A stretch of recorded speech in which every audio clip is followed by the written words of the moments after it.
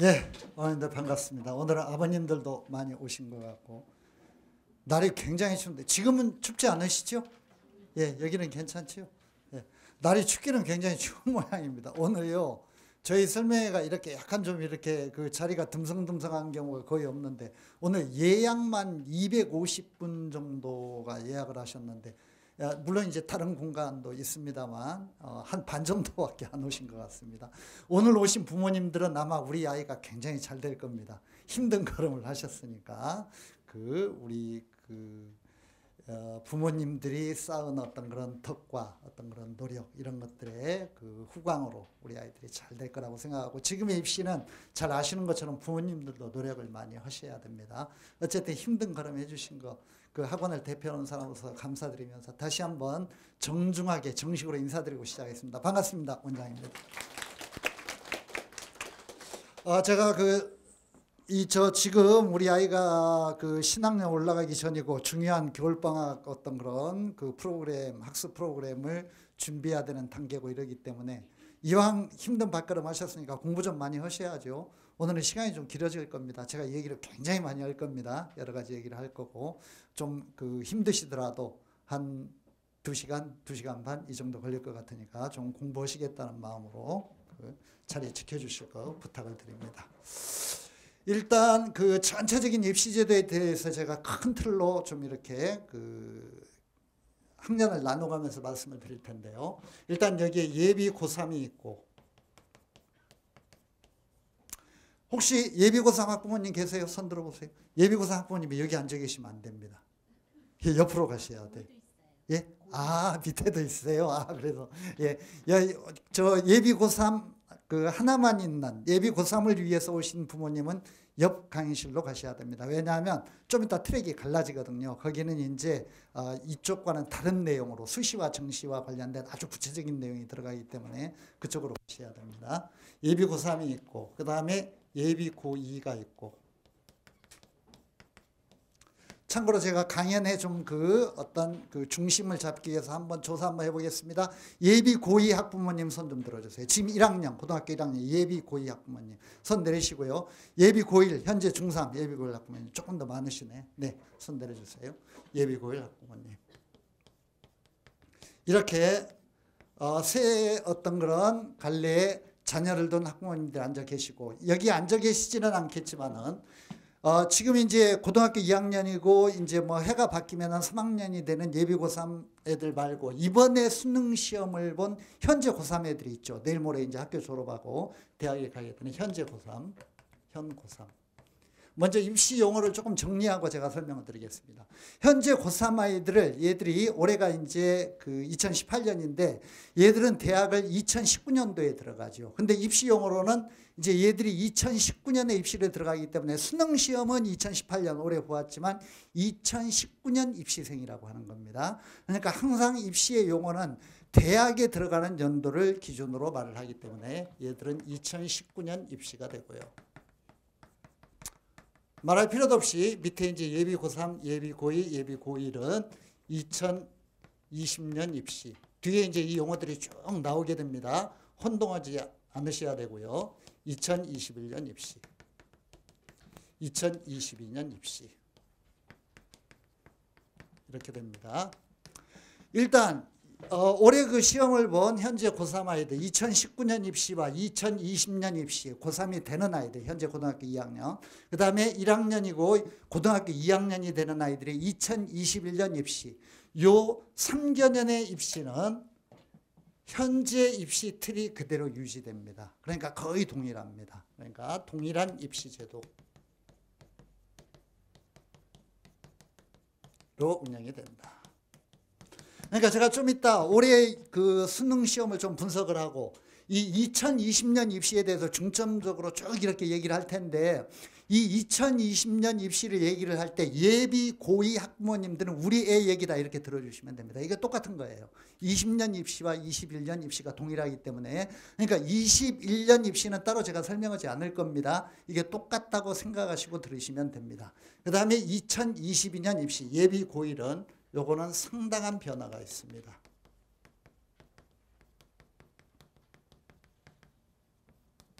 그래서 지금 이렇게 자료집 받으셨죠. 그 자료집의 제목을 보시면은요. 1번 챕터에 그 위에 표지에 보시면 1번 챕터에 2019년 수능 분석 앤드 2020년 대입제도 포인트 이렇게 되어 있죠.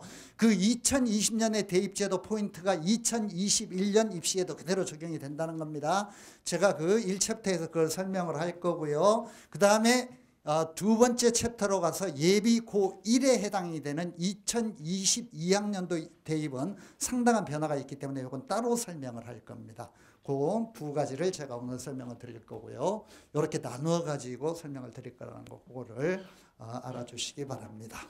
먼저 앞으로 이제 20년, 21년, 22년 수능 시험이 어떤 식으로 출제될 것인가 이런 걸 좀 알기 위해서 올해 뭐 자세히 아실 필요는 없지만 올해 수능이 어떻게 출제되었는가 이런 것들 좀 아셔야 될 것 같고 자료집 5페이지로 가도록 하겠습니다. 올해 수능입니다. 그런데 그 혼동하시면 안 되고요. 그 5페이지에 제일 위에 보면 몇 년도 수능이라고 되어 있어요? 2019년 수능이라고 되어 있죠. 그게 올해 수능 본 겁니다. 왜냐하면 입시로는 2019년 입시이기 때문에 그런 겁니다. 혼동하지 마세요. 이 용어를 보면서 항상 다음 해에 대학 입학을 기준으로 연도를 쓴다는 거 이거를 기억을 해 주시고요. 혹시 언론에서 보셨거나 이런 얘기 들어보셨습니까? 올해 수능 시험 쉬웠어요? 어려웠어요? 굉장히 어려웠습니다. 역대급 불수능이었습니다. 역대급 불수능이었고 아셨는지 모르겠는데 그 아이가 국어를 잘하면 앞으로 입시에서 조금 유리해질 가능성이 있을 것 같은데 올해 입시에서는 특히 국어가요. 상상을 초월하게 작년에 1등급 컷이 작년 수능에서 1등급 컷이 94점이었는데 올해는 84점으로 내려갔습니다. 그러니까 무려 만점자와 1등급 컷 사이에 16점이 벌어지는 이런 뭐 상상도 못하는 근래 수능에서 가장 컷이 많이 떨어졌고요. 그리고 수리 가는 뭐 비슷했습니다만 수리 나도 상당히 떨어졌고 영어도 절대평가에서 만만하게 애들이 보았는데 거의 1등급 4%에 육박하는 5.3%? 그 정도만이 5점 몇 프로만이 그 90점 안에 들어서 1등급을 받았으니까 작년에는 작년 수능에서는 영어가 한 10% 정도가 1등급을 받았거든요. 그런데 올해는 5점 몇 프로밖에 받지 못했습니다. 굉장히 다 어렵어요. 다 어려웠어요. 올해 수능은 전부 다 어려웠습니다. 거기 그 이제 우리 아이와 관련된 게 아니니까 올해 수능이 쉽냐 어렵냐 이런 건 중요한 거 아니고요. 그게 이제 왜 어렵다는 말이 나오는가 이 원인을 잘 아셔야 이제 앞으로 대처가 가능하니까 그걸 분석하는 게 중요한 거고 그건 제가 말씀을 드릴 겁니다. 일단 거기 큰 활자로 뭐 어렵게 출제되었다 뭐 변별력이 확보되었다 어쩌고 이런 얘기 나오고 있는데 중요한 거 아니고요. 그 밑에 큰 굵은 활자 아래쪽에 2019학년도 수능은 2018학년도에 비해 다소 어렵게 출제되었다. 보고 계십니까? 그 밑줄 하나 쫙 쳐주시고요. 다소 어렵게 출제되었다. 뭐 전체가 다 어려웠습니다. 다소 어렵게 출제되었다. 자, 이게 어려워지는 이유를 좀 그 원인을 아셔야만 앞으로 대처가 가능한데 지금의 수능 출제는 항상 이런 방식으로 출제가 되니까 이걸 잘 알고 계셔야 됩니다. 어떤 특정 과목이라고 합시다. 이게 특정 과목의 문제 분포를 우리가 도형화시켜가지고 이렇게 본다고 한다면 이게 이제 가령 국영수면은 100점 만점이 될 테고 탐구는 50점 만점이 될 텐데 이게 한 영역의 전체의 문제라고 합시다. 그러면 지금 수능은 EBS 연계성이라는 어떤 그런 그 문제 때문에 그거는 알고 계시죠. EBS 교재와 많이 연결이 되어가지고 수능 시험이 출제가 된다는 거 이건 알고 계시죠. 지금도 뭐 굉장히 많이 연계가 되고 있습니다. 이 문제점 때문에 아주 그 문제를 내는 방식이 뭔가 굉장히 기형화되었고 이 기형화된 방식이 굳어져 버렸습니다. 일단 그 히스토리를 제가 조금 설명을 드리자면 이렇게 된 겁니다. 한때 최초의 이 그 사교육비 전략을 위해서 학부모들이 학원에 보내느라고 너무 힘이 많이 들고 돈이 많이 들고 그러니까 공영방송인 무료로 서비스하는 EBS를 통해서 학생들에게 질 좋은 교육 서비스를 제공을 하고 그걸 수능 문제와 연결을 시켜보자 이렇게 해가지고 EBS 연결을 시키기 시작했잖아요. 근데 그거를 뭐 주제가 같은 작품 뭐 비슷한 어떤 그런 유형의 문제 이런 식으로 연결을 시키다 보니까 말만 연결을 시키는 거지 옛날 얘기입니다. 말만 연결이 되는 거지 실제로 애들이 피부로 못 느꼈어. 그러다 보니까 우리 MB 정권 때 이명박 대통령 때 우리 이명박 대통령이 기업의 CEO 출신이고 굉장히 성격이 화끈하잖아요. 그러니까 야 국민들 사교육비 전략시킨다고 하면서 연계시키는 게 그따위냐 그냥 EBS에서 화끈하게 베껴 화끈하게 돼.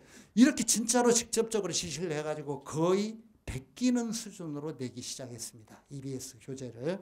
그러다 보니까 어떤 문제가 발생을 하게 되었냐면은 EBS에서 모든 지문과 모든 문제를 연결시켜서 내고 학생들이 진짜로 EBS 교재만 꼼꼼히 공부를 하다 보면은 엄청나게 대박을 내는 애들이 많아지면서 온갖 이상한 애들이 많아지게 된 겁니다. 이상하다는 건 좀 그렇지만은 우리 학원에서도 그런 애가 나온 적이 있는데요. 제가 자랑스러워서 설명회 때마다 얘기하는 겁니다. 우리 학원에서 공부했던 재수생입니다. 이선재라는 재수생인데요.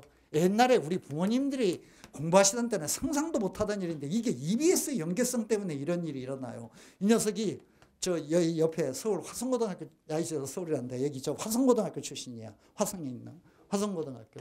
그런데 서울 시립대를 떨어졌어요.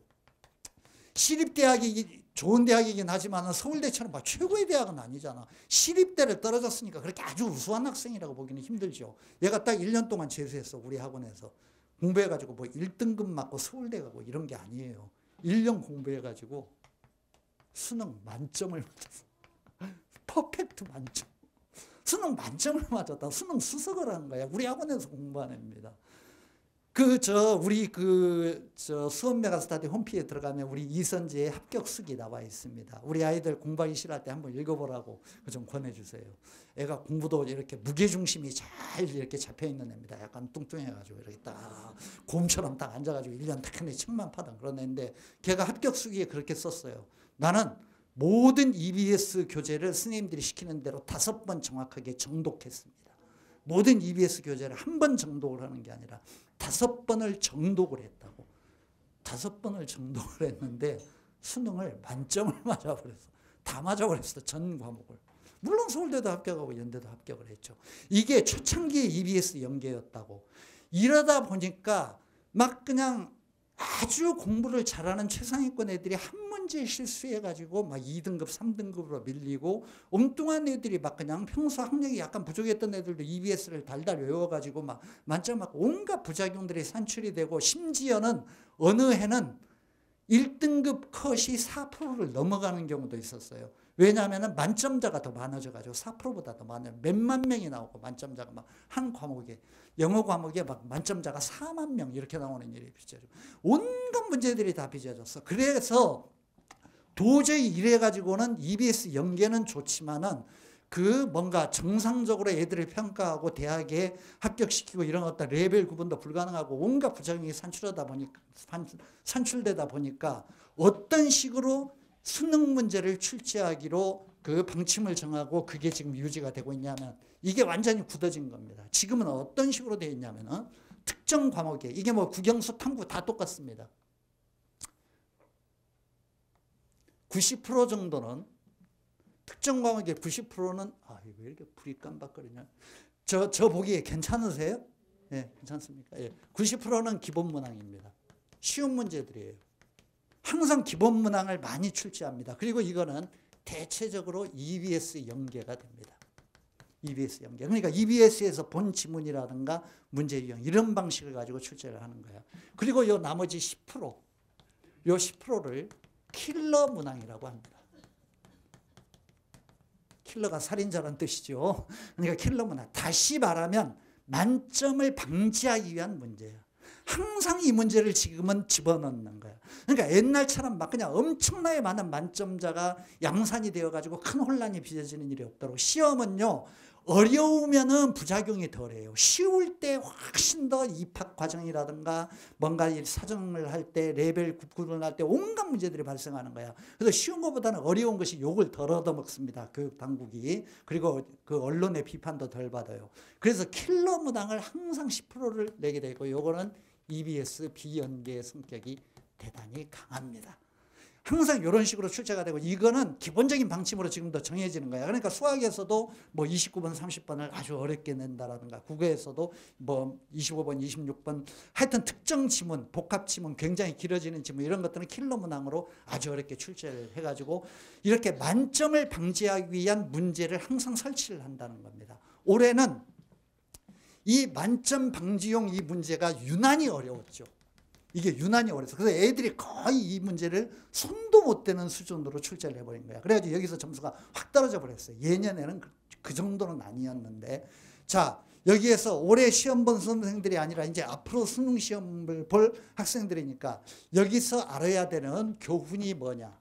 앞으로도 킬러 문항은 계속 나온다는 겁니다. 킬러 문항의 비율은 그대로 유지됩니다. 제가 정리해 드릴게요. 앞으로의 수능에서 이제 아셔야 될 점입니다. 1. 킬러 문항의 비율은 그대로 유지된다. 왜냐하면 만점을 방지하기 위해서, 입시의 혼란을 없애기 위해서 문항의 비율은 그대로 유지된다. 다만 올해 이 국어의 킬러 문항과 수학의 킬러 문항이 너무 어려워가지고 여론이 좀 안 좋았습니다. 교육당국이 그냥 이런 얘기, 뭐 그냥 이 그 대학의 국어 교수들이라든가 이런 사람들이 뭐 그런 얘기를 많이 했죠. 출제자 네가 한번 풀어봐라. 나도 무슨 말인지 모르겠다.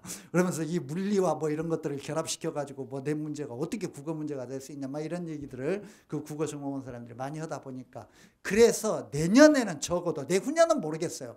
내후년은 얘들은 예비 고이는 또 예비 고3 수능에 영향을 받겠죠. 그러니까 그때 또 설명회 때 와서 들으시고, 내년에 예비 고3은 적어도 확실하게 얘기할 수 있는 거 뭐냐면 킬러 문항의 난이도는 약간 낮아질 거예요. 물론 이제 아주 낮추지는 않습니다. 절대로 그렇게 되지는 않아요. 킬러 문항의 난이도는 조금 낮아질 것이 예상이 된다. 내년 수능 예상입니다. 킬러 문항의 난이도는 다소 낮아질 것이다. 올해 욕을 많이 먹었기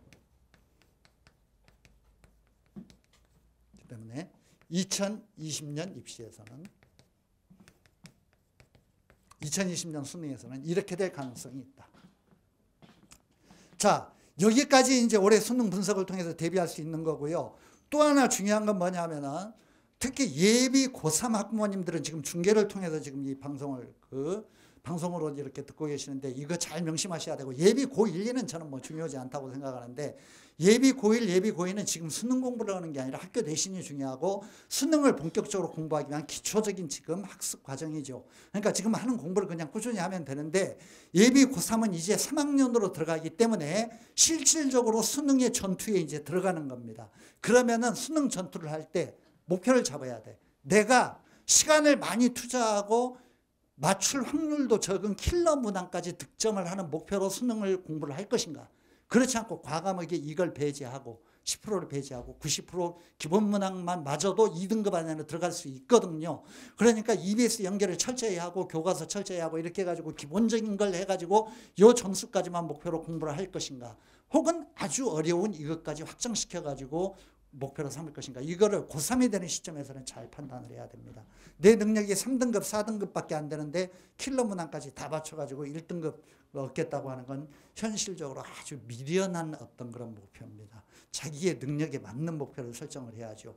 예비 고1, 예비 고2 학부모님들에게는 제가 그렇게 말씀드리지 않겠습니다. 아직은 기초를 만들어야 되는 단계지만, 예비 고3은 킬러 문항의 시간 할애를, 학습 시간 할애를 어떻게 할 것인가, 이거를 신중하게 수능 공부를 하면서 기출문제를 푼다든가 수능 학습 과정에서 고민할 필요가 있다는 거 써드릴게요.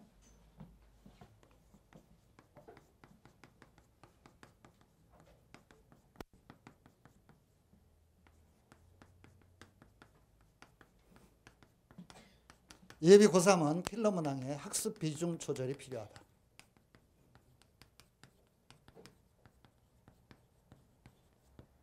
조절이 필요하다.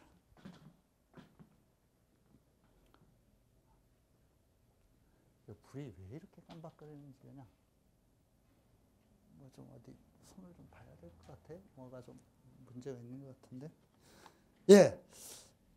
그래서 이 그 어렵게 출제된 것보다도 이런 이유 때문에 어렵게 출제가 되었고, 이런 어떤 형태의 어려운 문항의 비중은 앞으로도 계속 유지가 될 거라는 거, 그거를 현실적으로 고3이 되는 시점에서는 공략의 대상으로 삼을 것인가 삼지 않을 것인가, 이거를 현실적인 어떤 그런 학습 비중 어떤 그런 그 결정 문제로 뭔가 그 염두에 둬야 된다는 거, 이거를 꼭 생각해 주시기 바랍니다. 자, 되었고요.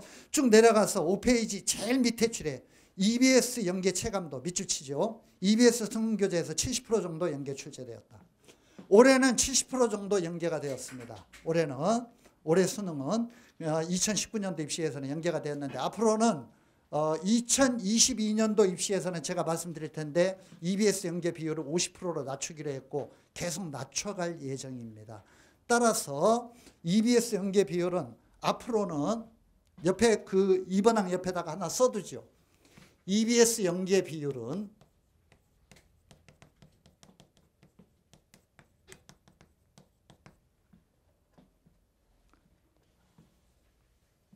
점차 낮아질 것이고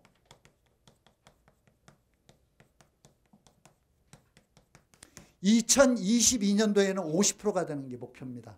이게 연계율이 70%에서 50%만 되어도 상당히 다릅니다.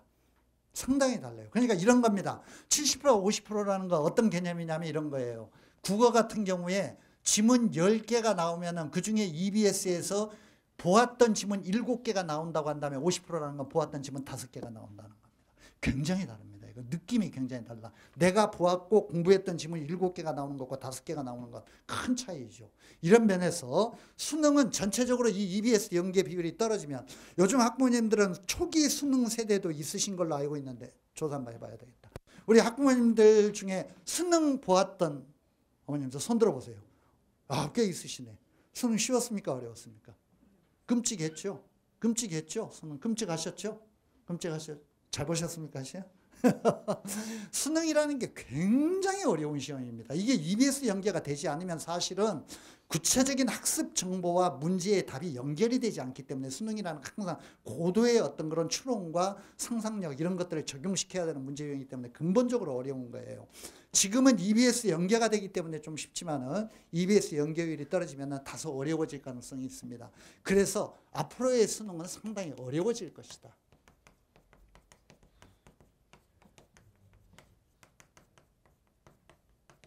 어려워질 가능성이 크다.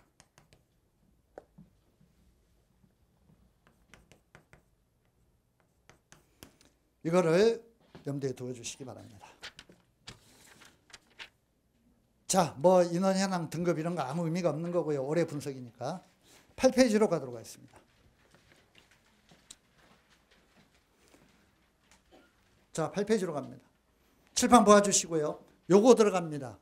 예비 고3 입시인데 아까도 말씀드렸지만 이 예비 고3 입시는 동일한 겁니다. 예비 고2에도 그대로 해당되는 겁니다. 지금 말씀드리는 게 2020년, 2021년 입시에 똑같이 적용이 되는 개념이라는 거 알아주시기 바랍니다. 먼저 8페이지에 제목 바로 밑에 밑줄 하나 쫙 치죠. 2020년 대입은 학생 수 감소로 대학별 합격선이 하락할 수 있다. 대학의 입학 정원은 비슷한데 학생, 경쟁하는 학생 수가 전체적으로 굉장히 줄기 때문에 대학 들어가기가 훨씬 쉽습니다. 그러니까 우리 예비 고3들은 조금 나아요. 예비 고2는 훨씬 낫습니다. 계속 애들이 주니까. 대학 정원은 거의 비슷한데 애들은 주니까. 그런 면에서 우리 예비 고1 학부모님들은 지금 가지고 계신 꿈, 뭐 우리 애가 스카이 아니면 어디 가겠어? 그게 그대로 이루어질 수도 있습니다. 예비 고1 학부모님들은 대체적으로 그렇게 생각하시죠. 뭐 스카이 갈 거고 뭐 정 안 되면 서성한이라도 보내야지 어쩔 수 없이 이렇게 생각하시죠. 그 꿈은 굉장히 빨리 깨지는데 하여튼간에 입시는 대학 정원은 비슷한데 경쟁자들이 줄어들기 때문에 기본적으로는 계속 쉬워지게 되어 있습니다. 학년을 내려갈수록. 그 8페이지 제일 아래쪽에 표 한번 보시죠. 제일 아래쪽에 표를 보면 우리 그 입시생들의 숫자가요. 수능 응시 인원 기준으로 볼 때 2014년도 통계부터 60만 명, 59만 명, 58만 명, 55만 명 표 보고 계시죠? 이렇게 계속 떨어졌습니다.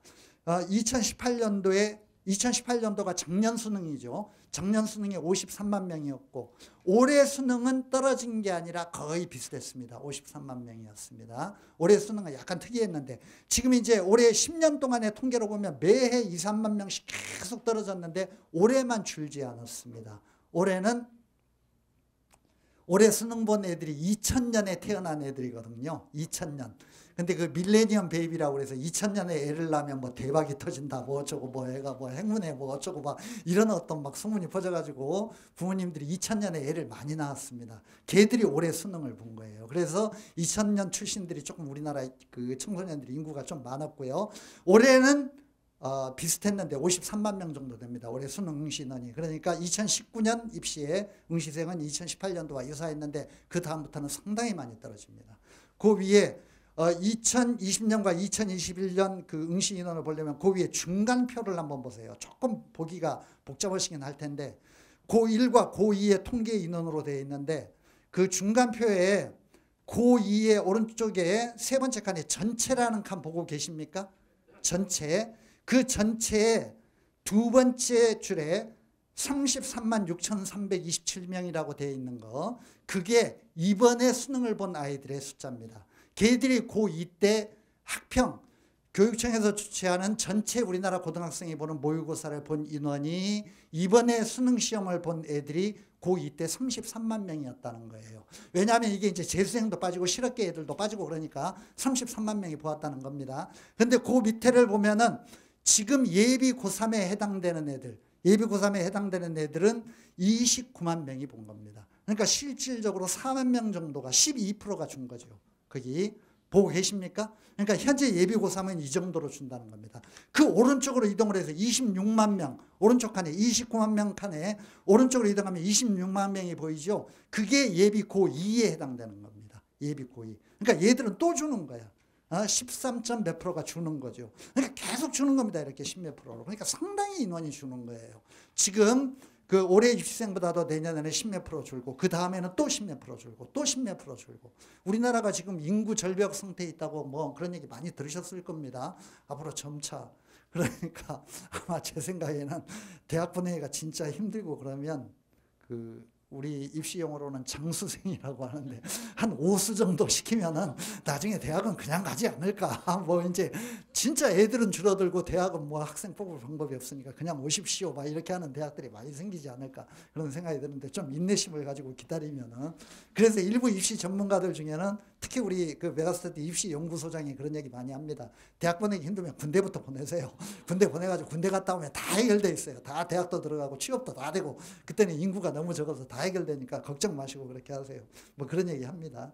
어쨌든 간에 계속 그 입시생의 숫자가 줄고 있기 때문에 대학 가는 게 쉬워진다. 오른쪽으로 가서 9페이지입니다. 9페이지 위에 도표 밑에 줄 치겠습니다.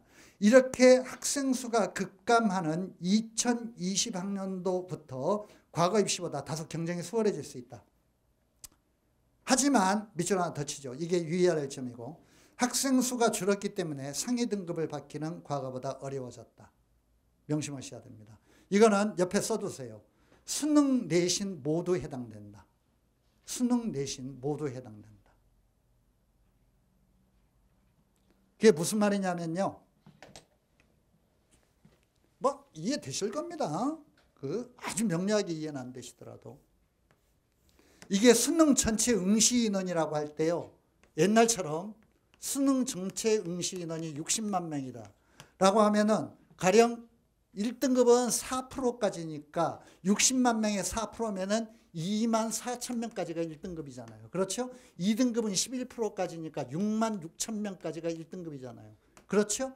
그러니까 이게 60만 명일 때는 이랬다는 겁니다. 근데 앞으로는 우리 예비고3, 예비고2는 50만 명 아래로 45만 명 단계로 이렇게 떨어지거든요. 이렇게 떨어지면 분포가 많이 줄어들게 되죠. 가령 50 분포로 한번 보죠. 50만 명, 예비고3 정도에 지금 해당이 될 것 같은데, 예비고3은 50만 명이 되면 1등급 인원이 2만 명밖에 안 되는 겁니다. 4%니까. 그렇죠? 2만 4천 명에서 4천 명이 주는 겁니다. 2등급이 5만 5천 명밖에 안 되죠. 5만 5천 명, 11%까지니까 6만 6천 명에서 1만 1천 명이 줄어들잖아요. 그러니까 이렇게 1등급, 2등급 받기가 점차 어려워진다는 것입니다. 이렇게 수능도 그렇고 내신도 마찬가지죠. 내신도 똑같습니다. 지금 고등학교 인원이 급속하게 줄고 있잖아요. 그러니까 전교생이 가령 뭐 제가 말씀드리지 않아도 쉽게 짐작이 되시죠. 전교생이 400명이다. 그런데 전교생이 300명이다. 이렇게 줄면 여기서는 1등급이 16명까지 16등까지 1등급을 받잖아요. 4%니까. 그렇죠? 근데 여기서는 12명밖에 못 받잖아. 1등급 12명. 이렇게 되죠. 그러니까 수능과 내신 전부 다 1등급 받기가 점차 어려워진다. 특히 예비 고3은 기존의 커리와 기존의 어떤 그런 그 교육 과정이 적용이 되기 때문에 큰 틀에서 여기에서 벗어나지 않지만, 예비 고2와 예비 고1은 알고 계실지 모르겠는데 지금 고등학교의 커리큘럼 자체가 아주 혁신적으로 바뀌었습니다. 문이과가 없어졌고 무슨 일반 선택, 진로 선택 이렇게 완전히 애들의 선택폭이 확장이 되는 쪽으로 고등학교 커리를 바꿔놨거든요. 이렇게 선택이 많아지면은 그 과목을 듣는 학생의 숫자가 굉장히 줄어들게 됩니다. 옛날처럼 한 과목을 모든 전교 학생이 다 듣거나 문과는 다 듣거나 이과는 다 듣거나 이런 게 아니라 내가 선택하는 과목에 애들이 전체적으로 우리 학교에서 20명밖에 안 되거나 30명밖에 안 되거나 이런 경우들이 굉장히 많이 있습니다. 그러면 1등급 받는 게 그야말로 하늘의 별 따기가 되는 거죠. 1등급이 1명이거나 2명 이렇게 되는 경우가 굉장히 많습니다. 그러니까 아주 어려워지게 되는 거죠. 예비 고2는 참고로 이거 알려드릴게요. 무슨 말인지 모르시면 주변에 물어보시고 나중에 우리 아이에게 확인도 해보시고, 예비 고2는 일반 선택과 진로 선택이라는, 학교에서 고등학교 2학년 때는 주로 일반 선택, 고등학교 3학년 때는 진로 선택이라는 걸 배우게 되어 있는데, 일반 선택 과목 플러스 진로 선택 과목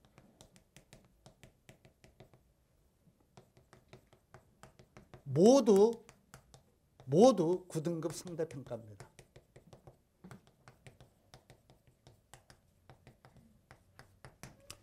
그러니까 특히 이 예비 고2들은 진로 선택에서 아주 신경을 많이 써야 됩니다. 진로 선택은 3학년 때 가가지고 뭐 수학도 온갖 방식으로 이렇게 갈라지고 뭐 무슨 뭐 경제 수학이 있고 뭐 기하와 벡터가 있고 미적이 있고 막 그냥 온갖 방식으로 이렇게 뭐 갈라지거든요. 확통이 있고 자기가 선택하는 수학 과목에 따라서 그 하나만 선택해서 시험 좀 이따 그 달라지는 수능 제가 말씀드리겠지만 그렇게 달라지는 겁니다. 다르게 듣는 거예요. 수능은 예비 고1부터 달라지는 거고 예비 고2는 수능은 달라지지 않는데 학교에서 배우는 건 달라지는 겁니다. 그러니까 진로 선택 과목이 굉장히 많기 때문에 이런 과목들은, 진로 선택 과목은 어떤 과목은 아주 까다로운 과목들은 전교에서 한 10명만 그 과목을 들을 수도 있습니다. 이러면 1등급 받는 게 진짜로 뭐 아주 끔찍한 일이 되는 거죠.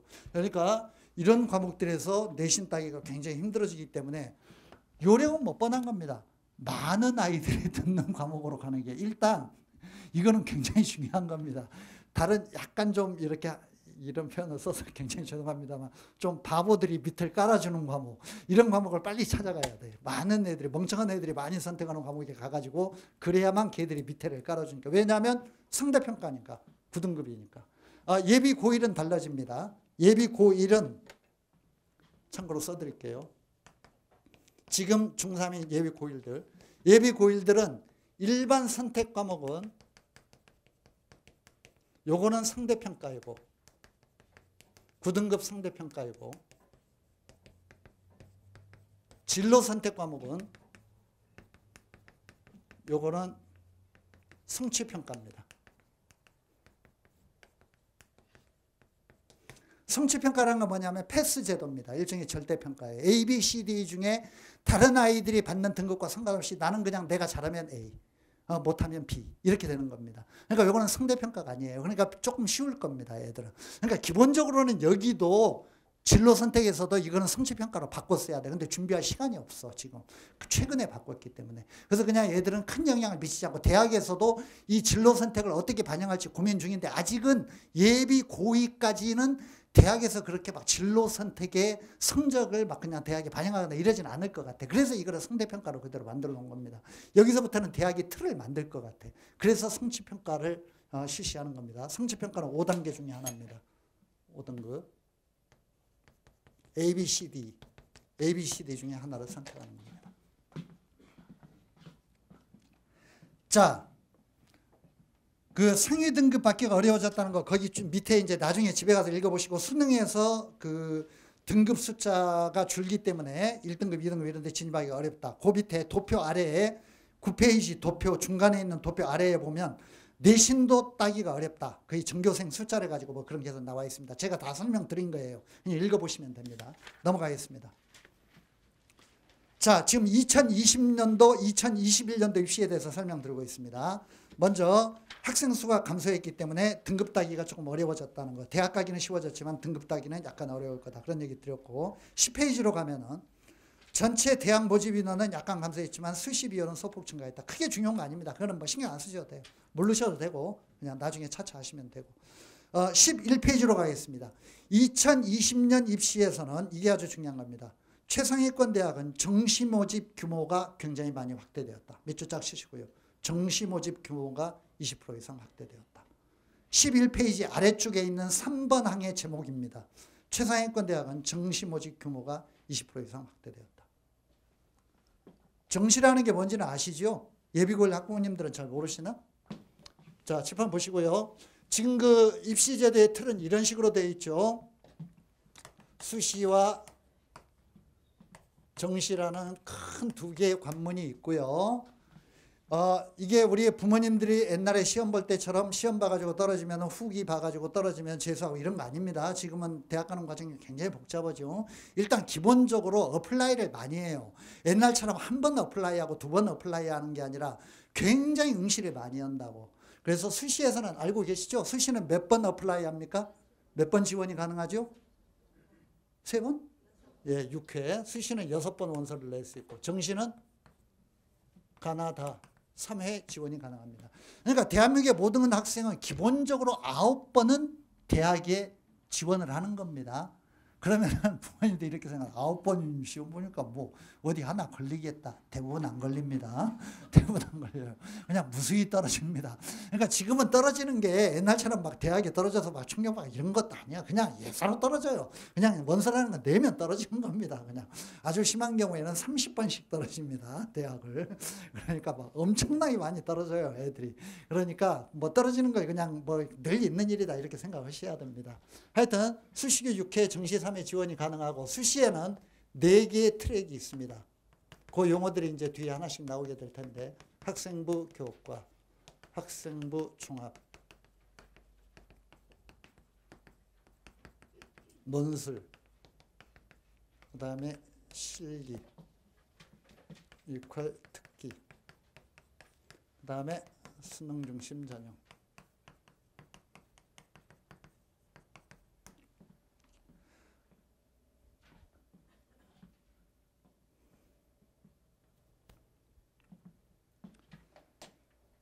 잠깐 칠판 보시고요.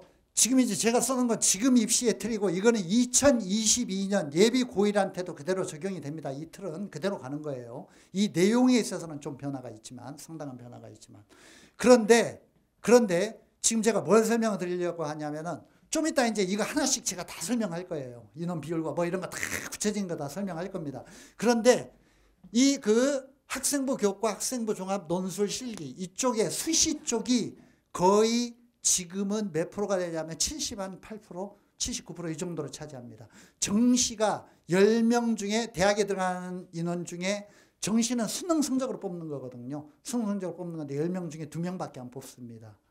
물론 이거는 내신 성적으로 뽑는 거고 이거는 학생부를 종합적으로 보는 건데 그것만으로 뽑는 게 아니라 아주 복잡합니다. 그 정도를 알고 계시죠? 이게 수능과 다 조건이 결합이 되어 있고 무슨 최저학력 조건 뭐가 어떻고 막 이런 다 복잡합니다. 있는 경우도 있고 없는 경우도 있고 막 온갖 양상으로 얽혀 있는데 하여튼 큰 틀에서는 이쪽이 인원이 비중이 훨씬 더 크고 이쪽이 인원이 비중이 적은데 앞으로 입시 변화의 틀은 2020년부터 큰 어떤 변화의 틀이 뭐냐면 이쪽이 점점 강해진다는 겁니다.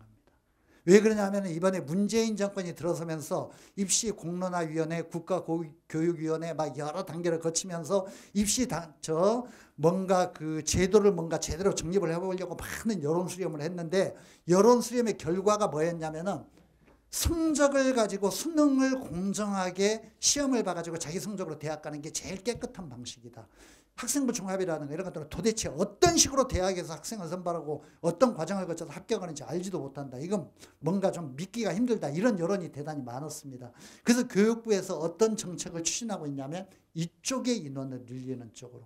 그리고 이걸 강압적으로 대학들에게 강요하고 있습니다. 그래서 이쪽 인원이 계속 늘어나고 있습니다. 그러니까 이거는 아주 쉽게 얘기하면 이런 거예요. 우리 예비 고3, 예비 고2, 예비 고1 우리 아이들을 여기 오신 학부모님의 자녀들은 수능 시험을 잘 보지 않으면 대학 가기가 굉장히 어렵다. 지금도 물론 그렇습니다. 지금도 수시에 말은 이렇게 돼 있지만 제가 좀 이따 분석할 텐데 이것도 가장 크게 관련된 건 수능이야. 수능을 잘 봐야만 여기에서 조건에 들 수 있어. 그건 좀 이따 이제 분석을 할 텐데 어쨌든 간에 그런데 순수하게 수능만으로 가는 전형의 문은 더 넓어졌고 이쪽에서도 수능이 큰 작용을 하기 때문에 결국 입시에서 가장 중요한 건 수능이다. 이거를 염두에 두어 주시고, 어쨌든 지금 그 11페이지에 밑줄 친 그 용어는 이 문, 정시의 문이 정시 모집 규모가 좋은 대학 중심으로 훨씬 더 넓어졌다. 훨씬 더 커졌다. 이게 2020년 입시에 2019년과 비교할 때 이쪽의 문이 더 넓어졌다는 거, 이거를 특징으로 그 정리를 해드리는 겁니다. 기억을 해주시고요. 12페이지로 갑니다. 12페이지. 12페이지 제일 위에 있는 도표 밑에 최상위권 대학 기준으로 본다면 정시 모집 규모가 2020년에 확대된다. 이것은 제가 방금 말씀드린 내용 나오고 있습니다. 밑줄 하나 치세요. 정부의 정시 확대 요구를 받아들인 일부 주요 대학이 정시 선발 비율을 지난해보다 크게 늘렸기 때문이다. 그 단락에 제일 끝에 두 줄 밑줄 칩시다. 최상위권 대학을 목표로 준비하는 학생이라면 수능 전형이 확대되었음을 명시하고 끝까지 수능 준비를 열심히 해야 한다. 자, 2020년 입시의 몇 가지 특징 정리하고 있습니다. 4번, 주요 대학의 논술 선발 인원이 크게 감소하였다. 4번 항으로 갔습니다. 밑줄 치시고. 자, 이 구멍입니다. 칠판 보시고요. 요 전형입니다. 논술 전형. 요건 이제 좀 이따 다 설명할 거예요. 설명할 건데 논술 전형의 인원이 지금 2020년 입시에서는 줄었다. 논술 전형이 줄고 있고 정부에서 계속 줄이라고 압력을 넣고 있기 때문에 논술 전형은 조만간 없어질 것 같아. 2022년도에는 거의 유명무실해지지 않을까. 2022년 정도에 가면. 그리고 이 논술이라는 구멍은 근본적으로 어려운 겁니다. 근본적으로 어려운 거예요. 애들이요, 수시 쓸 때 되면 학생부 교과라는 건 내신 성적으로 가는 건데 내신 안 좋고, 요거는 내신 플러스 학생부의 여러 가지 활동, 뭐 학교에서 하는 활동, 뭐 학생회 활동, 봉사활동, 상 받은 거, 뭐 여러 가지 동아리 활동, 이런 이제 개인의 능력을 보여주는 여러 가지 학생부의 그건데, 그것도 내가 뚜렷하게 내세울 만한 스펙이 없어. 내가 스펙도 없고 내신 성적도 신통치 않아. 그러니까 애들이 자꾸 이 논술로만 그냥 머리를 들이밀어. 어떻게 논술 한번 잘 쓰면 대학에 갈 수 있지 않을까. 천만의 말씀입니다. 대학이 바보가 아닙니다. 그냥 별로 공부도 안 하고 놀던 학생이 학력도 기본 학력도 돼 있지 않은데 논술 한번 잘 써가지고 걔를 우리 대학의 대학생으로, 우리 대학의 학생으로 뽑아준다? 택도 없는 소리. 전혀 그렇지 않습니다. 이거는 오히려 다른 어떤 전형들보다 더 우수한 학생이 뽑힐 수밖에 없는 게 뭐냐면 기본적으로 경쟁률이 한 100대 1 이 정도 됩니다. 그러니까 경쟁률이 100대 1 이렇게 된다는 건 100명 중에 한 명이 이 강의실에 있는 사람 중에 한 명 들어간다는 거예요. 그러니까 그건 없는 거나 마찬가지예요. 기본적으로 없는 확률이에요. 그리고 비율도 굉장히 적습니다. 전체 대학 정원으로 보자면 3.5% 정도 되고, 물론 이제 아주 그 주요 15개 대학으로 하자면 한 10% 정도 됩니다만은 인원을 계속 감소시키고 있기 때문에 크게 기대할 것이 못 됩니다. 뒤에 다시 정리하겠지만 그냥 이렇게 하나 써두고 넘어가죠. 수시의 논술 전형은 그냥 이렇게 정리하고 넘어가겠습니다. 수시의 논술 전형은 크게 기대하지 않는 것이 좋다. 나중에 수시를 쓸 수가 없으니까 다른 어떤 전형을 쓸 수가 없어서 논술로 가는데 대부분은 건 다 떨어지는 겁니다. 논술 전형은 크게 기대하지 않는 것이 좋다.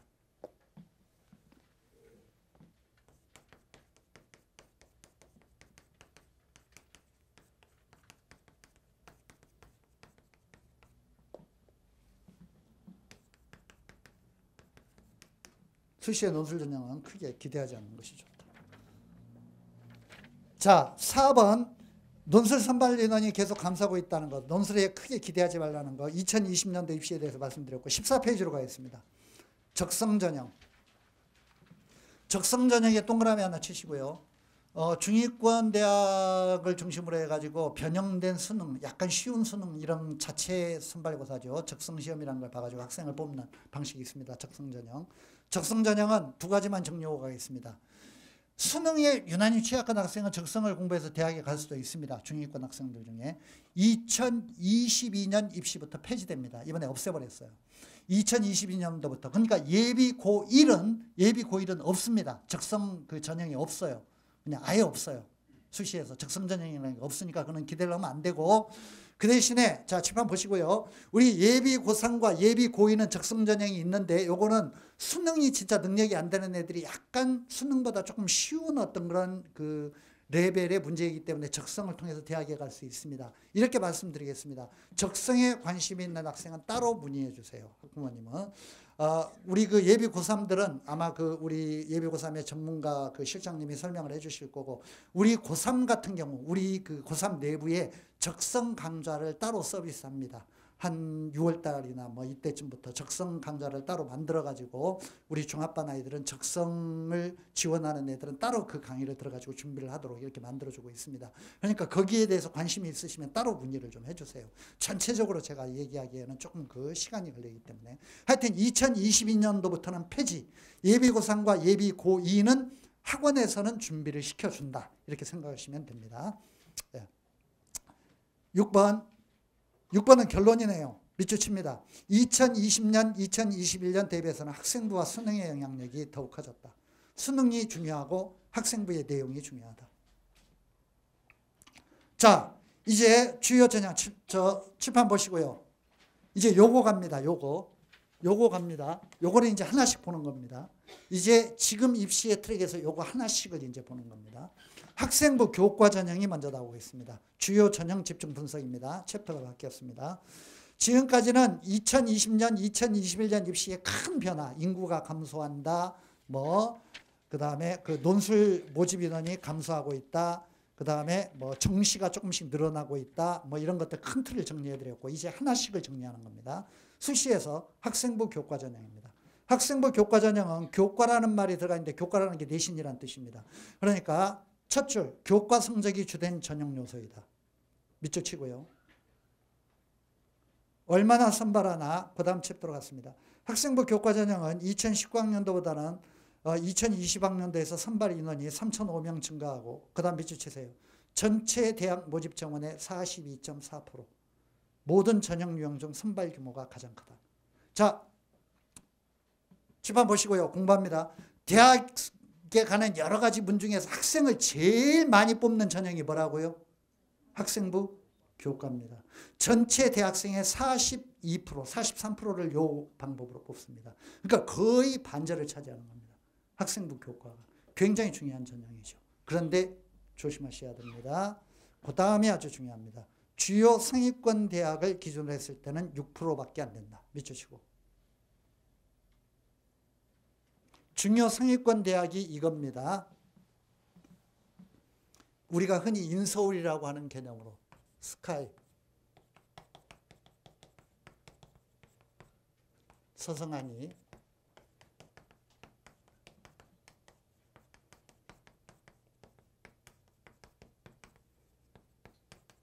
중경외시, 동고농수. 제가 뭐 썼는지 아시죠? 예. 이제 여기 다니면은 대학 좀 다닌다 이렇게 얘기할 수 있는 우리 어머님, 아버님들도 약간 이제 좀 이렇게 자신있게 얘기할 수 있고 이런 대학들이 되겠죠. 이런 대학들은요, 학생부 교과를 굉장히 미워합니다. 그냥 이렇게 말씀드리는 게 쉬울 것 같아요. 학생부 교과로 애들을 안 뽑습니다. 학생부 교과를. 내신 성적으로 애들을 안 뽑아요. 왜냐하면 얘들은 좋은 애들이 자기 대학을 많이 몰려오기 때문에 골라 뽑을 수가 있거든요. 용인외고의 5등급짜리가 저 시골의 1등급짜리보다 더 학력이 낫다는 거 압니다. 민족사관고의 6등급짜리가 웬만한 고등학교의 2등급짜리보다 훨씬 낫다는 거 알아요. 그러니까 그런 애들을 뽑기 위해서 내신은 죽여버리는 거예요. 내신은 거의 반영하지 않습니다. 그러니까 학생부 교과를 많이 뽑는 건 이 대학 레벨보다 아래 대학들에서 많이 뽑아요. 이 대학은 거의 안 뽑아요. 거의 안 뽑는다고 생각하시면 됩니다. 그 아래 도표 볼게요. 자, 학생부 교과를 보면은 지금 왼쪽에 그 회색으로 되어 있는 게 전체 대학의 비율 42.4%야. 그런데 이 지금 칠판에 쓴 15개 대학입니다. 스카이, 서성하니, 중경외시, 동고농수. 얘들은 보면서 읽어보세요. 몇 프로입니까? 6%밖에 안 뽑습니다. 그러니까 거의 없는 게 그 검은색이요. 검은색. 6%밖에 안 뽑습니다. 그러니까 거의 없는 거나 마찬가지죠. 그러니까 얘들은 내신 성적을 신뢰하지 않기 때문에 그렇습니다. 교육부에서 아무리 내신 가지고 아이들을 뽑아라, 공교육 정상화해서 압력을 넣어도 좋은 아이들을 뽑을 능력이 있고, 교육부가 그런 걸 지원금과 연결시키면 너희들 우리 재단에 지원 안 해도 돼. 우리 재단 돈 많아. 우리 그 졸업한 선배들이 계속 후원금 내주고 있어. 이러면서 그냥 배짱으로 이렇게 하는 거죠. 그래서 학생부 교과를 많이 뽑지 않습니다. 그런 면에서 이 그 학생부 교과는 어떤 특정 대학 아래 레벨에서 많이 뽑게 된다는 거. 그냥 제가 정리를 좀 해드리고 갈게요. 제가 지금 이 15개 대학 중에서 그나마 학생부 교과 전형, 내신 성적으로 뽑는 전형이 있는 대학들을 표시를 해드리겠습니다. 고대, 한양대, 이대. 제가 지금 노란 걸로 동그라미 치는 게 학생부 교과 전형이 있는 대학들입니다. 중, 외, 시, 홍숙, 홍대, 숙대. 지금 제가 동그라미 친 게 학생부 교과가 있는 대학들이고 나머지는 아예 없어요. 0%예요. 나머지 대학들은. 나머지 대학은 내신으로 뽑는 전형은 없고 요게 이제 학생부 교과인데 이게 중앙대는 약간 예외입니다. 중앙대는 한 정원의 한 20% 가까이를 뽑는데 나머지 대학들은 전부 10% 이하이기 때문에 학생부 제가 지금 노랗게 친 게 학생부 교과 전형이 있는 대학들인데 교과인데 10% 이하입니다. 10% 이하. 정원의 10%밖에 뽑지 않습니다. 10% 이하고 그나마도 뒤에서 정리하겠지만 이 대학들이 참 치사한 게 10% 이하로 뽑으면서 강력한 수능 최저학력 조건을 달아놨습니다. 그러니까 우리 대학은 이런 걸로 10% 미만의 정원으로 내신으로 뽑아주긴 하는데 수능의 몇 등급 이상은 맞아야 된다. 치사하게 수능 조건이 안 달려있는 대학 하나도 없습니다. 전부 달아놨어. 그러니까 기본적으로 이 대학들은 내신을 믿지 않는다는 겁니다. 그러니까 내신으로는 절대 애들을 뽑지 않겠다. 이런 어떤 걸 가지고 있는 겁니다. 예, 그 수능 조건이 결합되어 있다.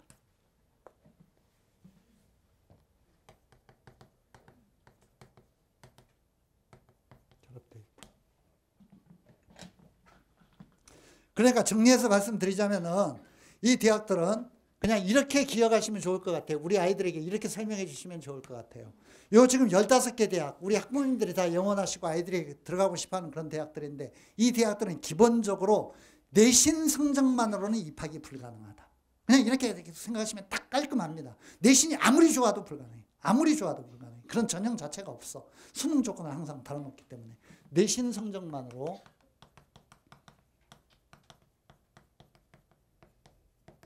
입학이 불가능하다.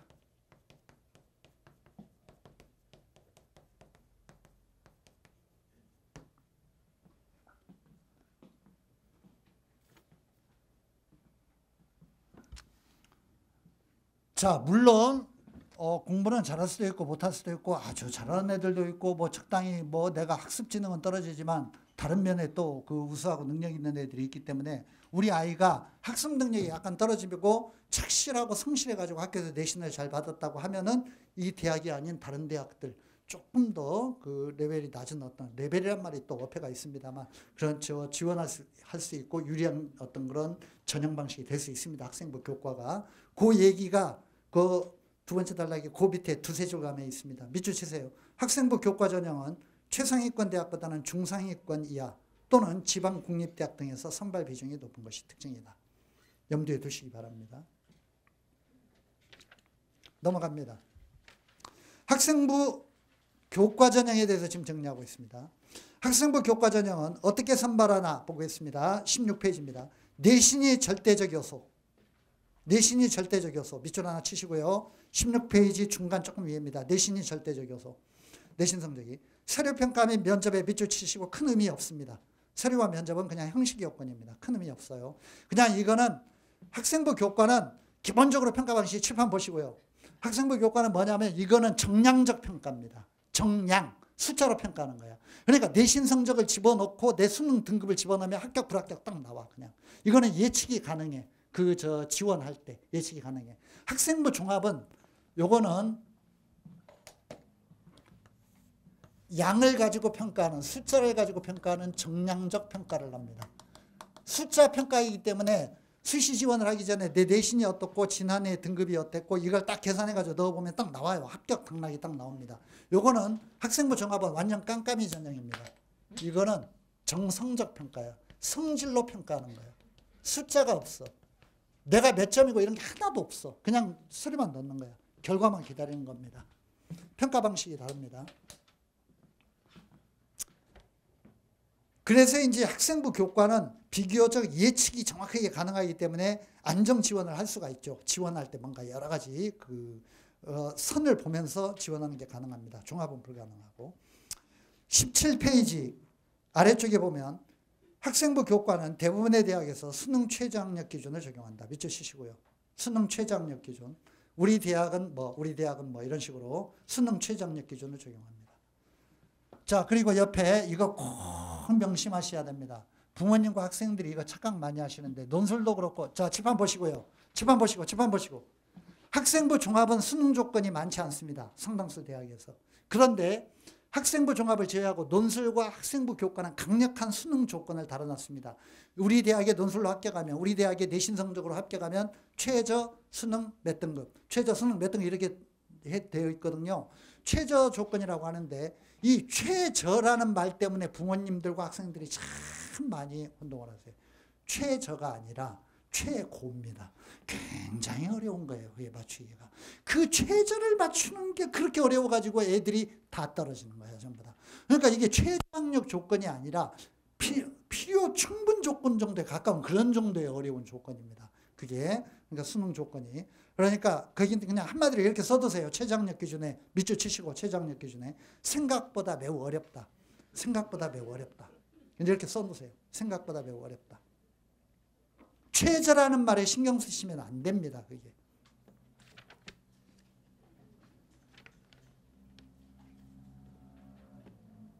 페이지 넘기겠습니다. 18페이지. 18페이지에 보면 최저학력 기준 각 대학별로 방식 나와 있습니다. 내가 관심 있는 대학의 최저학력 기준이 어느 정도 되는가, 이런 거 내신은 나중에 맞춰보면 되고요. 합격자 평균 내신 뭐 이런 것들 맞춰보면 되고. 그래 이제 내가 관심 있는 대학에 이렇게 표 보시면서 별 표시 하나 쳐두면 될 것 같고, 제가 아주 중요한 팁 하나 드릴게요. 중요한 팁 하나 드리는 게, 일단 아래쪽에 자연계 한번 보세요. 자연계 제일 위에 보면은 끔찍한 조건이 나와 있습니다. 4개 영역의 등급 합이 5네요. 그러니까 국영수 탐구를 합쳐가지고 5가 돼야 되니까 어떻게 돼야 되니까 1112가 돼야 되죠. 1112. 그러니까 이제 이거는 뭐 보나마나 의대죠. 그렇죠? 보나마나 의대, 치대 뭐 이런 거겠죠. 그렇죠? 예. 그 위에 인문계 한번 보세요. 인문계 제일 위에 칸에 보면은 3개 영역 합이 등급 6. 그러니까 2가 되어야 된다는 거죠. 상당히 어렵죠. 근데 의외로요, 거기는 의대가 아니라 인문계니까 전북대, 전남대, 뭐 중앙대 이런 대학들이 있습니다. 그렇죠. 제가 뭘 알려드리려고 하냐면은 이런 데를 잘 봐두셔야 됩니다. 이거는 아주 전문가들이 이제 알고 있는 내용인데요. 수능 이렇게 하나 쓰고 넘어갈게요. 수능 최저학력 조건이 아주 높을 경우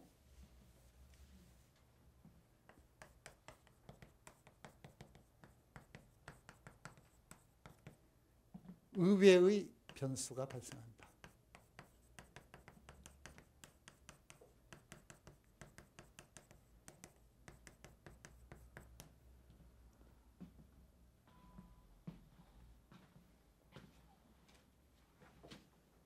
작년에요, 내신 3점 몇 등급을 가지고 전북대 치대에 합격한 애가 있습니다.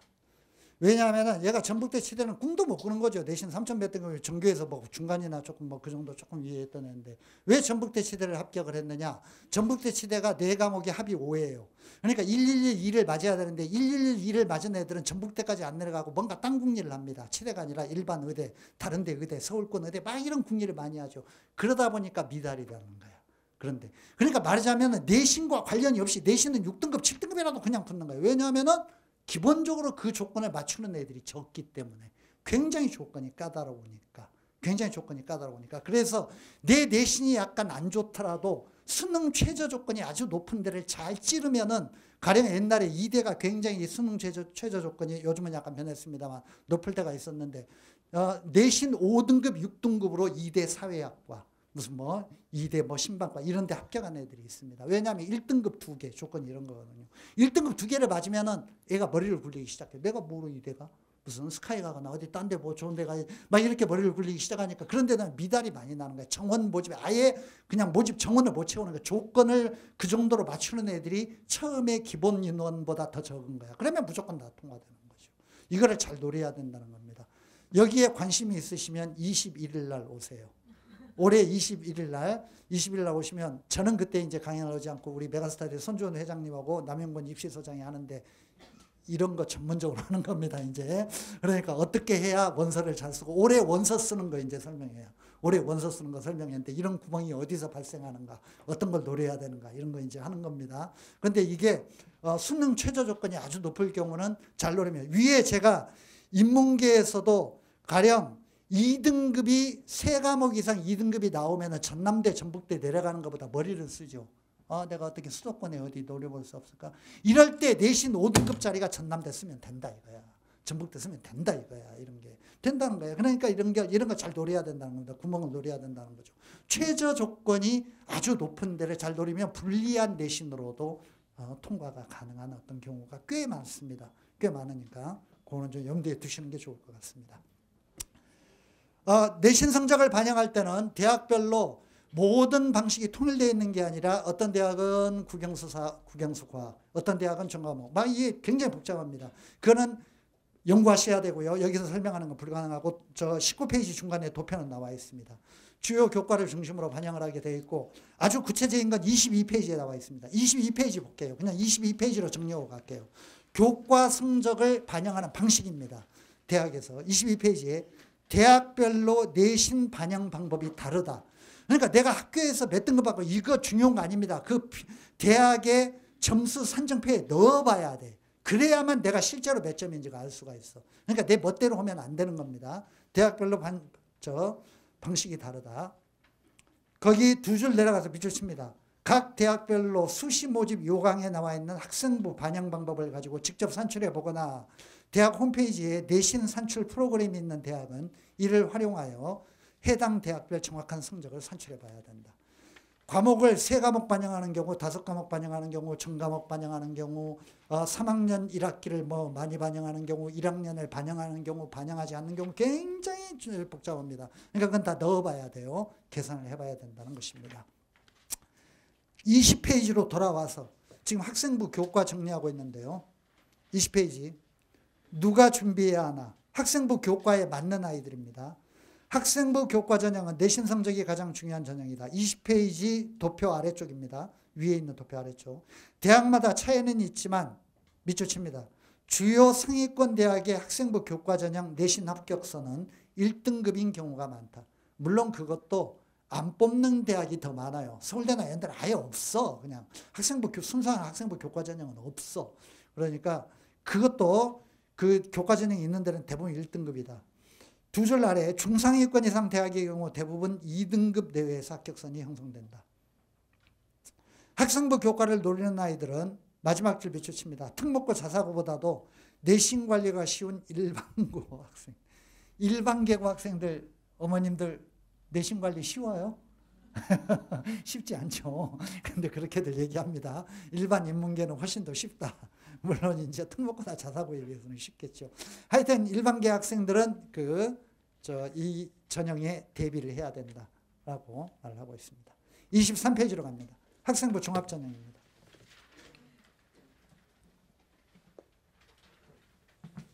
학생부 종합 전형은 이퀄 그 제목 옆에 쓰시죠. 이퀄 입학 사정관 전형입니다.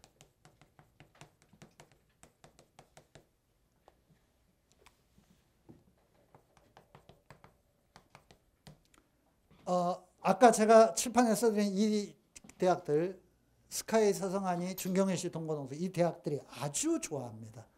이 대학들이 아주 좋아해요. 왜냐하면 이 대학들은 과학고 애들 뽑고 싶어서, 상상고 애들 뽑고 싶어서, 용인외고 애들 뽑고 싶어서, 그래서 이렇게 학생부 종합전형을 굉장히 많이 늘려놓고 다른 전형은 굉장히 많이 죽이는 겁니다. 그런데 전체적으로 학생부 종합전형은 지금도 점차 늘어나는 추세이고 앞으로도 늘어날 겁니다. 2022년도에도 결코 죽지 않을 겁니다. 왜냐하면 이게 어떻게 보면 모르겠습니다. 사람에 따라 관점의 차이는 있는데 저는 한 번 시험을 봐가지고 수능 성적만으로 대학에 들어가는 건 문제가 있고 그 아이의 전체적인 어떤 그런 그 인성, 품성, 어떤 그런 사회화의 능력, 학습 능력 모든 걸 보여주는 학생부 전체를 보고 학생을 뽑는 게 바람직하다고 저는 생각합니다. 그런 면에서 이게 이제 선발권을 가지고 있는 입학사정관이 그 아이와 관련된 고등학교의 모든 기록, 학생부 기록을 성적, 그 다음 비교과까지 다 읽어보고 얘는 우리 대학에서 뽑겠다, 안 뽑겠다 이렇게 결정하는 게 서양에서는 아주 보편화된 방식입니다. 서양은 전부 그냥 이게 입학사정관이에요. 대부분의 좋은 명문대학들은 다 입학사정관 전형인데 우리도 몇 년 전에 서울대학이 우리가 오랫동안 데이터를 축적했고 이 그 학생부 종합전형을 통해서 우리 대학에 입학한 아이들의 학점과 사회 진출의 어떤 그런 경로 이런 걸 추적해본 결과 학생부 종합전형을 대폭 확대하는 것이 합리적이라는 결론을 얻었다라고 하면서 80%에 가까운 아이들 78% 정도를 서울대학이 학생부 종합으로 뽑죠. 그러니까 고대가 갑자기 우리도 50%로 뽑겠다 이렇게 하면서 확대되기 시작했고 명문대학들은 전부 이 학생부 종합전형을 굉장히 선호합니다. 앞으로도 늘어날 것 같아요. 학생부 종합전형은 결코 줄지 않습니다. 들어갑니다. 학생부 종합전형은 수능, 내신 등 수치화된 성적만으로 선발하는 것이 아니라 쭉쭉 밑줄칩니다. 지원자의 성적과 더불어 성실성, 잠재 능력, 발전 가능성 등을 다각적으로 평가하여 각 대학의 인재상이나 모집 단위 특성에 맞는 신입생을 선발하는 전형이다. 자, 얼마나 선발하나에서 첫 줄, 두 번째 줄 밑줄칩니다. 전체 대학으로는 24.5%인데 칠판에 제가 써준 15개 대학 기준, 인서울 기준으로는 45.6%. 끔찍하죠. 절반 가까이를 뽑는 겁니다. 밑에 표 나와 있습니다. 아까 보았던 표인데 아래쪽에 표를 보면 그 15개 대학들이 스카이, 서성한이, 중경외시, 동고동석은 학생부 교과는 검은색입니다. 검은색. 학생부 교과는 다시 복습합니다. 몇 프로예요? 교과가 몇 프로예요? 6%입니다. 근데 종합은 몇 프로예요? 45.6%입니다. 거의 절반 가까이를 이걸로 뽑습니다. 그러니까 놀랍죠. 그러니까 내신 성적만으로 애들을 뽑는 건 우리는 참 곤란하다 이렇게 보는 겁니다. 그리고 이거는 대학이 뭐 그 잘난 체 하고 싶어서 그런 거 전혀 아니고 대학도 나름대로 고민이 많겠죠.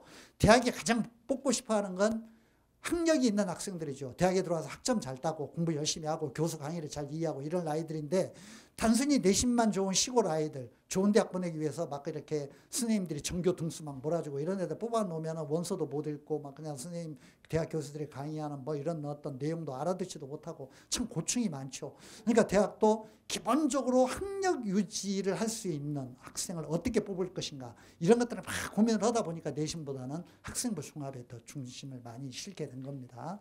그건 뭐 그냥 이렇게 대학이 이제 그냥 이렇게 일부러 막 그 방어진을 치고 뭐 이렇게 그 배타적으로 나가기 위해서 그런 게 아니라 대학 나름의 고충이 거기에 결합이 되어 있다는 거 이거를 좀 이해를 해 주시고요. 어쨌든 45.6%로 선발 비율이 대폭 증가한다. 따라서 두 줄 아래 밑줄칩니다. 상위권 대학 지금은 예비9일, 예비9이, 예비93, 예비93은 모르겠습니다만 우리 예비9이와 예비9일 학부모님들은 제가 칠판에 써준 이 대학이 목표죠? 당연히 설마 뭐 지금 예비9일, 예비9인데 나는 제주대학이 목표야. 나는 군산대학이 목표야. 뭐 이러지 않겠죠. 예. 예, 상위권 대학이 목표인 학생들은 학생부 종합전형을 염두에 두고 대입 전략을 세워야 된다. 그러니까 아주 간단하게 정리하면 이런 겁니다. 지금 칠판에서는 인서울, 이 주요 대학들은 수능 전형과 학생부 종합 전형으로 대부분을 뽑는다. 이렇게 생각하면 돼요. 그냥 그러면 딱 깔끔하게 정리가 끝나는 거예요. 그 아래 대학들은 수능과 수능 전형과 학생부 교과 전형으로 뽑는다. 이렇게 두 트랙으로 딱 정리를 해놓으면 머릿속이 간편할 겁니다. 그러니까 주요 대학들, 진짜로 들어가고 싶은 주요 대학들은 학생부 종합 전형과 수능으로 뽑는다. 그 아래 레벨 대학들은 수능과 학생부 교과로 뽑는다. 이렇게 정리하면 머릿속이 좀 간편해지실 것 같고요. 24페이지로 갑니다. 자, 학생부 종합전형 가고 있습니다. 어떻게 선발하는가? 서류평가나 서류 플러스 면접으로 평가하고 일부는 학교의 추천이 필요하다. 학생부 종합전형은 추천 제도가 굉장히 많이 있고요. 추천은 학교 추천 인수를 제한하는 경우도 있고 제한하지 않는 경우도 있습니다. 상당수의 대학은 제한합니다. 우리 대학에 오는 그 고등학교는 6명만 추천받는다. 2명만 추천받는다. 이런 식으로. 그러면 학교 내의 경쟁이 치열해지게 되고 학교 내의 경쟁은 말할 필요 없이 학교 내신 성적입니다. 그거는 완전히 정비례입니다. 그걸 다른 기준으로는 하기 어렵습니다. 학교 추천받을 때는. 혹시 저 교장실에 들어 누워가지고 추천받으려고 생각하지 마세요. 다른 학부모님들도 다 누울 자세가 되어 있기 때문에 그거는 어렵습니다. 그러니까 기본적으로는 학교에서는 성적으로 정리합니다. 성적순으로 해야만 학부모들을 설득시킬 수 있기 때문에 그러니까 성적순으로 추천받는다는 거. 거기 요즘은 서류평가만 하라고 하도 면접에 문제가 많다고 듣죠. 그 교육부에서 압력을 넣어서 서류평가로 전환하는 대학들이 많아지고 있는데 실제로 학생부 종합전형에서는 면접이 아주 중요합니다. 서류 플러스 면접으로 평가한다고 할 때 서류 플러스 면접에 동그라미 치고요. 서류는 말할 필요도 없이 기본인 거고 그건 학생부니까 학생부 자기소개서 뭐 추천서 이런 서류야 뭐 결정적으로 중요한 거고 면접도 실제로 뭐 2배수 3배수 안에 들고 나면 그 다음은 면접이 적어갑니다. 면접 밑에 이렇게 하나 써두세요. 면접은 아주 과정이 까다롭고 문제가 매우 어렵다. 면접 과정이 까다롭고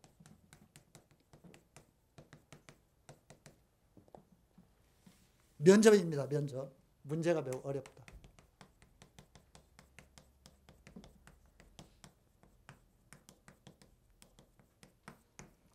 학생부 교과나 논술 같은 경우는 면접이 있는 경우도 있고 없는 경우도 있는데 그 면접은 매우 형식적입니다. 그냥 통과 의뢰입니다. 그냥 아주 불량한 태도를 지니지 않았는가 이것만 체크합니다. 학생부 종합은 2배수, 3배수 1단계를 서류로 통과하고 나면 그 다음에는 면접이 결정합니다. 물론 요즘은 면접을 없애는 대학들이 있습니다. 그런데 면접을 실시할 경우에는 면접이 거의 좌우합니다. 면접은 굉장히 어렵습니다. 그러니까 그때 학생부 종합으로 학생을 뽑고자 하는 대학의 의지가 그 안에 반영이 되어 있어요. 그러니까 창조적 마인드가 있는 학생, 새로운 발상을 할 수 있는 학생 이런 것들을 굉장히 어려운 문제라든가 독특한 발상을 요구하는 어떤 그런 질문들 이런 것들을 던져가지고 반응을 보는 겁니다. 상당수의 학생부 종합 면접을 보는 학생들이 대답도 못하고 나오는 경우가 많이 있습니다. 문제지는 미리 주는 경우도 있고 뭐 그냥 면접장에서 바로 질문하는 경우도 있는데 문제지를 주는 경우가 더 많고요. 그런데 문제지 읽어봐도 무슨 말인지 모르는 경우도 많이 있습니다. 굉장히 어려워요. 기출문제가 많이 나와 있기 때문에 좀 준비를 하는 게 좋습니다. 그거는 하여튼 그 면접이 꽤 까다롭다. 그 밑줄 칩니다. 선발 방법은 1단계에서 서류평가로 일정 배수 3배수, 5배수, 2배수 3배수가 제일 많은데요. 하여튼 이런 방식으로 뽑습니다. 그 다음에 2단계 면접을 실시한다. 근데 요즘은 면접을 없애는 대학이 늘어나고 있습니다. 그건 확인하시고요. 오른쪽에 도표 확인하십니다. 오른쪽에 보면 관심 대학에 표시해 두세요. 전부 거기에 면접을 보는가 안 보는가 1단계, 2단계 어떤 식으로 하는가 그게 다 나와 있습니다. 그러니까 내가 지원하는 대학의 학생부 종합이 이런 식으로 된다. 그거 참고해서 체크해 주시기 바랍니다. 27페이지로 갑니다. 27페이지. 자, 학생부 종합전형은 서류를 내는데 서류평가는 학생부가 물론 제일 중요하고요. 참고로 이렇게 그 학생부 종합전형을 80% 가까이 선발하기로 서울대학이 결정하면서 서울대 교무처장이 그 발표하는 자리에서 이렇게 공언했습니다. 우리가 학생부에서 가장 중요하게 보는 건 교과 성적입니다. 일단 교과 성적이 안정되어 있어야 됩니다. 서울대 교무처장이 한 얘기입니다. 그러니까 다른 인성이 아무리 좋고 뭐 얼마나 훌륭한 활동을 하고 뭐 학교에서 날고 기고 어쩌고 그래도 기본적인 내신 성적이 안 돼 있으면 어렵다는 겁니다. 학생부 자기소개서 등을 27페이지 위에 있는 제목 밑줄 칩니다. 서류평가는 학생부 자기소개서 등을 통해 고교 생활 전체를 정성적으로 평가한다. 아까 제가 썼던 용어입니다. 정성적 평가. 정성적 평가라는 건 성질을 평가한다는 겁니다. 그러니까 추상적이에요. 이거는 계량화된 점수가 아닙니다. 그러니까 입학사정관이 기분이 좋으면 뽑는 거고 마음이 내키면 뽑는 거고 입학사정관의 마음에 들지 않으면 점수는 내지 않으니까 어떤 식으로 선발이 되는지를 모릅니다. 그래서 학생부 종합전형에 대해서는 불만이 굉장히 많아요. 도대체 어떻게 합격이 되고 어떻게 불합격이 되는지 응시하는 학생들이 알 수가 없다. 이런 불만이 굉장히 많고요. 그래서 정부에서는 조금 비중을 줄여보려고 노력을 하는데 대학들은 자신감을 가지고 있기 때문에 계속 이 비중을 늘리는 것 같습니다. 거기 밑에 세 줄 밑줄 치겠습니다. 서류 100%로 선발하거나 1단계에서 서류 100%로 3배수, 5배수, 2배수, 일정 배수를 선발하기 때문에 학생부 종합전형에서는 서류평가가 중요하다. 그 다음 한 줄 더 서류평가 중 가장 기본이 되는 건 학생부. 물론 이제 그 외에 자기소개서, 추천서 뭐 이런 것들이 있습니다. 자기소개서 같은 건 지금은 이제 대학별로 다 양식을 통일시켜가지고 진행을 하도록 이렇게 되어 있죠. 학생부에 대해서는 좀 이따요. 제 강연이 끝나고 난 다음에 우리 예비고일 학부모님들을 위해서 우리 고등부 실장, 사회부 같은 고등부 실장이 전문가입니다. 그래서 학생부를 어떻게 기재를 해야만 나중에 좋은 평가를 받을 수 있다. 실제 학생부 종합전형으로 합격한 학생들의 사례를 예로 들면서 이렇게 해야 된다, 이렇게 해야 된다. 요거 좀 이따 가이드라인 제시를 해줄 겁니다. 우리 오늘 설명의 챕터 3입니다. 학생부 관리 기록 방법이죠. 관리 방법. 학생부 관리 방법으로 뒤에 나와 있습니다. 아직도 진도 끝나려면 멀었습니다. 공부를 많이 하셔야 돼요. 학생부 관리 방법 좀 이따 또 배우셔야 됩니다. 자, 29페이지입니다. 학생부 종합전형 지금 가고 있는데요. 수능 최저에서 자유로운 편이다. 학생부 종합전형은 수능 조건을 많은 대학이 다뤄놓지 않았습니다. 자기들이 뽑고 싶은 애들, 입맛에 맞는 애들 아무나 뽑으려고. 수능 조건에 자유로운 편이지만 일부 적용하는 대학도 있다. 그 밑에 학생부 종합전형에 수능 조건을 적용하는 대학들 표로 만들어놨습니다. 이외의 대학들은 적용하지 않고요. 내가 관심 있는 대학에 표시해 두시고요. 그 29페이지 아래쪽에 도표 학생부 종합전형의 최저학력 조건입니다. 30페이지로 갑니다. 누가 준비하나?